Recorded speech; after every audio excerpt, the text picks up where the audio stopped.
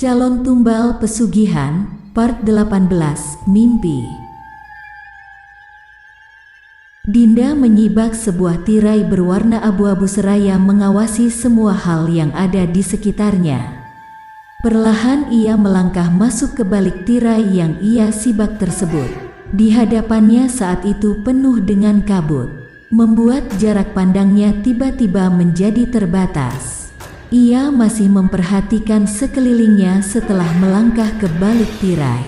Ia benar-benar waspada dan bersiap jika terjadi serangan tak terduga. Baru beberapa langkah ia beranjak memasuki tirai abu-abu tadi, Dinda mendadak berbalik ke belakang saat merasakan ada yang menyentuh bahunya. Wajahnya seketika merasa kaget ketika melihat sosok yang sedang tersenyum ke arahnya tersebut. Emak, desis Dinda, masih memperhatikan wajah itu. Iya, Neng, ini emak. Emak kangen sama Neng Dinda. Neng Dinda ternyata masih aja seperti dulu, enggak ada yang berubah, jawab sosok itu, seraya membelai wajah Dinda dengan lembut. Tapi kan emak udah. Dinda tidak berani meneruskan kata-katanya. Neng Dinda mau ikut emak. Ada yang ingin emak kasih tahu sama Neng Dinda, pinta sosok itu. Dinda pun segera mengangguk tanpa berpikir panjang. Sosok itu kemudian menggenggam tangan Dinda dan menuntunnya menuju ke suatu tempat yang tampak seperti sebuah kolam. Udah ketemu Agil, Neng? Tanya sosok itu. Dinda kembali menatapnya seraya tetap berjalan menyamai langkahnya. Udah, Mak. Kak Agil sekarang masih sendiri, dia dikecewakan oleh... Jangan sebut namanya, Neng, potong sosok itu sedikit memohon. Dinda pun memutuskan diam dan tak berani bertanya mengapa dirinya tak boleh menyebut nama Hesti. Mereka tiba di tempat yang tadi Dinda lihat seperti kolam. Sosok itu tersenyum pada Dinda lalu menunjukkan apa yang bisa dilihat ada permukaan air kolam tersebut. Dinda melihatnya dengan seksama. Itu tampaknya adalah kilasan masa lalu, dan sosok itu sangat ingin Dinda melihat kilasan masa lalunya. Emak terpaksa pergi sebelum waktunya, Neng. Emak terpaksa meninggalkan Bapak, Denny, dan Agil. Karena jika bukan emak yang mengambil tanggung jawab itu, maka pilihan lainnya adalah Bapak, Denny, atau Agil yang akan pergi sebelum waktunya. Sebenarnya Agil adalah sasarannya waktu itu, tapi emak enggak mau Agil kenapa-napa. Emak ingat selalu sama kamu dan emak yakin kalau kamu akan kembali untuk Agil. Jadi emak mengambil keputusan bahwa sasarannya harus berpindah pada emak. Jelas sosok itu saat Dinda menyaksikan segalanya dari permukaan kolam yang tengah ia tatap. Dinda pun kemudian kembali menoleh pada sosok itu dan melihat senyumannya yang tak pernah berubah sejak Dinda masih remaja. Emak titip Agil ya, Neng Dinda. Jaga Agil baik-baik, emak yakin hanya kamu yang bisa menjaganya dan memberinya rasa bahagia. Tolong akhiri semua perbuatan orang itu. Emak ingin benar-benar pergi dengan tenang, mohonnya. Kedua mata Dinda mulai berkaca-kaca. Mak, Dinda juga kangen sama emak. Dinda kembali, tapi emak ternyata udah enggak ada. Semuanya berubah, Mak. Bapak enggak lagi terlihat bahagia seperti dulu. Kak Denny dan Kak Agil juga enggak sama seperti dulu. Mereka mungkin tersenyum di hadapan semua orang, tapi di hati mereka masing-masing ada luka yang begitu besar dan Dinda bisa merasakan luka itu. Perginya emak adalah pukulan yang hebat bagi mereka dan mereka tampak masih belum bisa mengatasi itu, Mak, jelas Dinda. Sosok itu menyeka air mata yang kini telah bergulir di wajah Dinda. Sosok itu kembali tersenyum. Jangan nangis, Neng. Kamu enggak boleh rapuh. Kalau kamu rapuh, maka mereka juga akan rapuh. Tapi kalau kamu kuat, maka mereka juga akan ikut menguatkan diri. Kamu adalah kunci untuk membuat luka yang menganga di hati mereka agar terobati. Ingat baik-baik, jangan pernah menyerah dan terus berusaha untuk menghentikan perbuatan orang itu, pesan sosok itu sebelum tangan mereka kembali bertaut. Sosok itu kembali menuntun Dinda ke arah tirai abu-abu, lalu menyibaknya pelan agar Dinda bisa kembali ke tempat asal. Dinda sekali lagi menatap wajah sosok itu jauh lebih lama dari sebelumnya. Sosok itu tampaknya paham bahwa Dinda memang merindukannya. Emak sayang sama Neng Dinda, sama seperti sayangnya Neng Dinda pada emak. Sekarang Neng harus pulang ya. Jangan lupa berdoa untuk emak dan mama papa Neng Dinda, pesannya sekali lagi. Dinda pun mengangguk seraya mencoba tersenyum. Iya, Mak, insya Allah Dinda enggak akan lupa mengirimkan doa. Assalamualaikum, Mak. Dinda pulang dulu, ujar Dinda. Waalaikumsalam, Neng, balasnya penuh senyuman. Dinda terbangun. Kedua matanya terbuka lebar usai mengalami mimpi yang tak pernah ia alami sebelumnya. Jam baru menunjukkan pukul 3:30 pagi saat itu, ketika kedua mata Dinda sudah tak lagi merasakan kantuk. Rini membuka pintu kamar Dinda tak lama kemudian. Dinda sendiri kini menggeliat di tempat tidurnya dan terlihat akan segera bangun. Ih, kok AC di kamar lo mati, Din? Enggak kepanasan lo? Semalaman tidur enggak pakai AC? Tanya Rini, heran. Enggak, gue merasa adem-adem aja kok meski enggak pakai AC, jawab Dinda, yang tak mungkin mengatakan pada Rini kalau dirinya sudah kedinginan akibat hadirnya kuntilanak di balkon depan kamarnya. Sejenak, ia menatap ke jendela dan tak lagi mendapati sosok kuntilanak yang semalam duduk di sana. Kemungkinan besar kuntilanak itu telah pulang kembali ke sarangnya, karena saat itu sudah akan menjelang waktu subuh. Dinda pun menyibak selimut yang dipakainya usai berdoa. Ia lantas beranjak turun dari tempat tidur dan mengikuti langkah Rini menuju lantai bawah untuk mulai beraktivitas. Lo pasang alarm atau enggak? Tadi malam, tanya Rini. Enggak, gue lupa. Keasikan nulis gara-gara dapat ide baru. Lupa pasang alarm, jawab Dinda, jujur. Tapi lo tetap bisa bangun tepat waktu, ya? Gue sih enggak akan bisa kayak begitu, ujar Rini. Ya enggak bisa lah, kan beda antara Elo sama gue. Gue cuma tidur, sedangkan Elo hibernasi. Jadi ya, susah, jelas Dinda. Rini berbalik ke arah Dinda sambil melotot dan berkacak pinggang. Dinda berhenti di tempatnya sejenak sambil terkekeh pelan. Jangan marah dong, kan gue bicara berdasarkan fakta, bujuk Dinda. Lama-lama gue tampol nih muka lo, ancam Rini. Dinda segera berkelit dan masuk ke wilayah dapur di rumah itu. Rini masih menatapnya sebal, namun lebih memilih segera beranjak ke ruang cuci. Gue cuci pakaian dan nyapu ya, Din, ujar Rini. Oke, nanti gue yang cuci piring dan ngepel.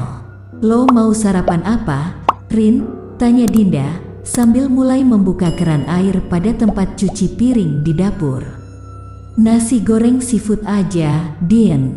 Kebetulan ada udang sama cumi-cumi tuh di kulkas, jawab Rini yang mulai menuangkan sabun ke mesin cuci. Ya udah, abis salat subuh baru gue masak nasi gorengnya, balas Dinda. Mereka berdua pun bekerja dalam diam.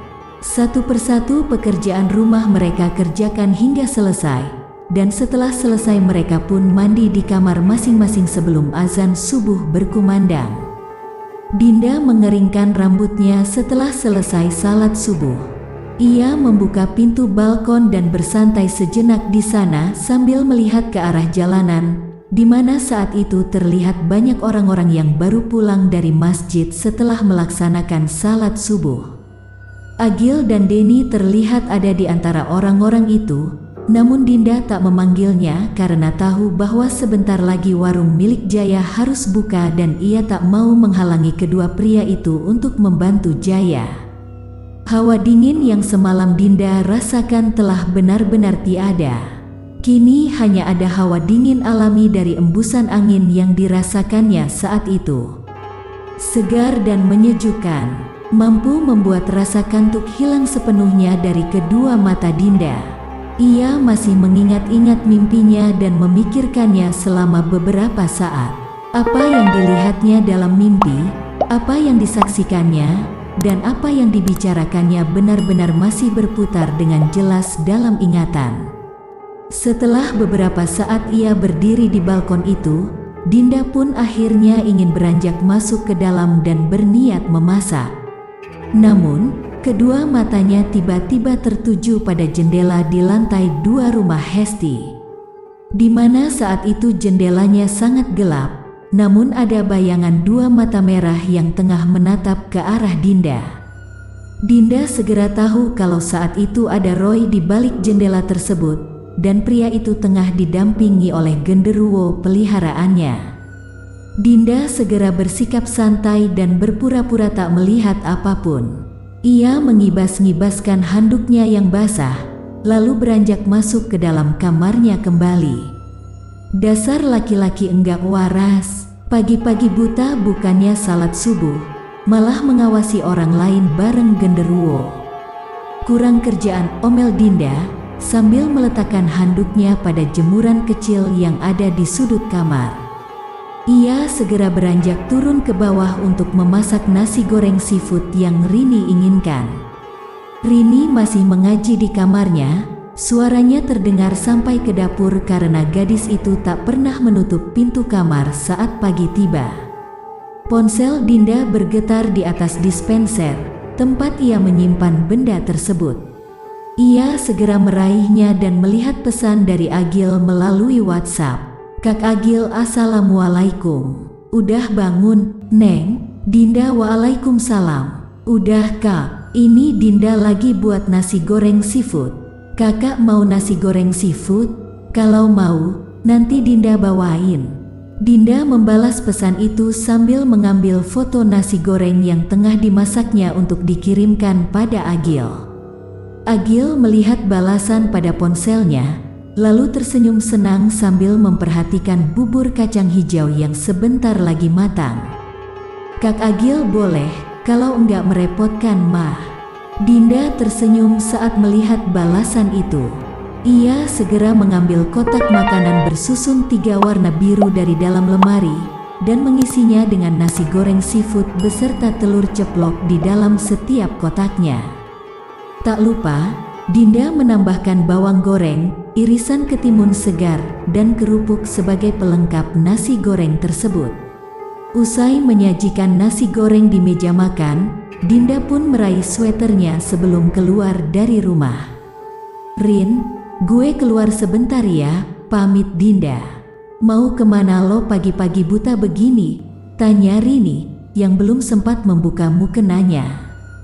"Mau ngaterin nasi goreng buat Kak Agil," jawab Dinda. Cie, udah main antar-antar sarapan, nih," goda Rini sambil memasang wajah menyebalkannya. "Udah, enggak usah bawel. Itu nasi goreng pesanan lo udah ada di meja makan. Makan sana, nanti keburu dingin," pesan Dinda. Iya, sensi banget sih pagi-pagi," keluh Rini. Dinda hanya tersenyum, lalu segera keluar dari rumah setelah memastikan Rini mengunci pintunya rapat-rapat. Ia berjalan menuju ke arah gerbang dan membukanya sedikit, lalu menutupnya lagi setelah ia berada di luar gerbang. Ia berjalan menuju ke arah warung tongseng milik Jaya yang sudah terbuka karena akan menjual bubur kacang hijau.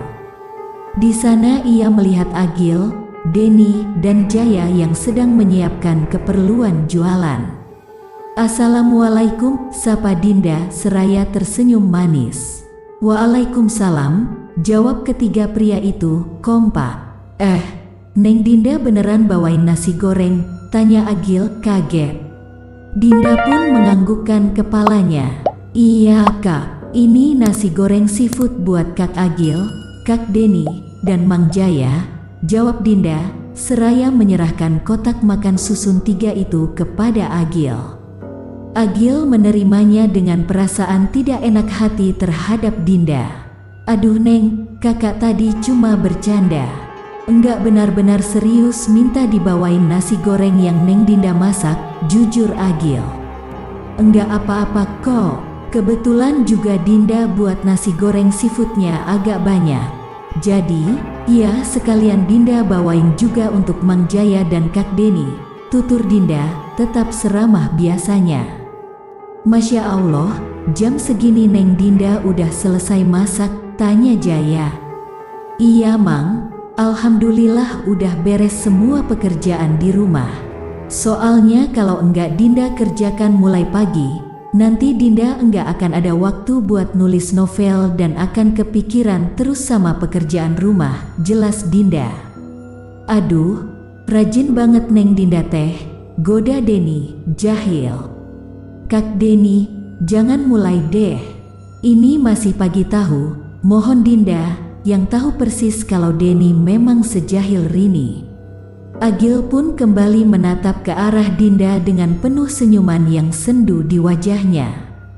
Dinda pun membalas senyuman itu dan tahu bahwa ada sedikit rasa sedih di hati Agil karena mungkin teringat dengan nasi goreng buatan almarhumah Atikah yang dulu selalu tersedia saat pagi. "Kalau begitu terima kasih ya Neng atas kiriman nasi gorengnya. Insya Allah pasti akan Mamang makan sampai habis," ucap Jaya. "Sama-sama, Mang. Kalau begitu, Dinda pulang dulu ya Mang, soalnya Rini ditinggal sendiri di rumah." "Assalamualaikum," pamit Dinda. "Waalaikumsalam." Setelah Dinda pergi, Deni buru-buru meminta Agil membuka kotak makan tersebut. Agil membukanya dan melihat isi kotak tersebut sangat lengkap serta tersusun rapi. Aromanya ya Allah, kayaknya mah enak," ujar Deni mendadak merasa lapar.